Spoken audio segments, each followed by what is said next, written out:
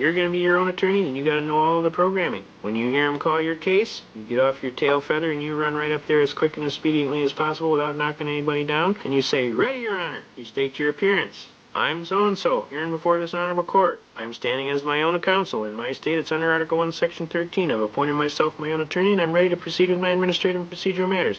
And at this time, Your Honor, may it please the court, I motion for dismissal with prejudice, failure to state a cause of action for which a week can be granted." But the judge dips off right away. "Well, you got a ticket on such and such."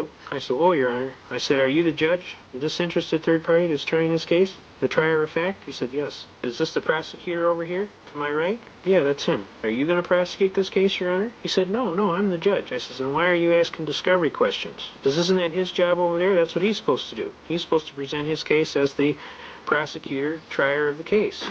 You're the trier of fact, he's the trier of the case. So if you're going to operate as the judge and the prosecutor, I'm going to object on the record as a mistrial." I said, "Okay, I'll let you enter that on the record. Go ahead." I said, "Okay, let it be entered on the record as an appealable issue." Now it's on the record. He said, "Let me ask you this. You get a ticket on September the 30th? I said, "Yes, sir." He said, "Well, let me ask you this. Do you have any plates on your car?" I says, "No, sir. And I don't intend to get any." "Oh, this guy's going to jail. Watch this. This is going to be good." "I assume you have a very good reason for that." And I said, "Yes, sir," and I shut up. I'm an unfranchised common law free man. I'm not a participant in any tontine schemes of limited liability on a joint venture for profit with an insurable interest requiring me to participate in these corporate Ponzi schemes. I travel at the common law, and I have a right to travel freely and unencumbered pursuant to Shapiro versus Thompson, and that right is so basic it doesn't even need to be mentioned.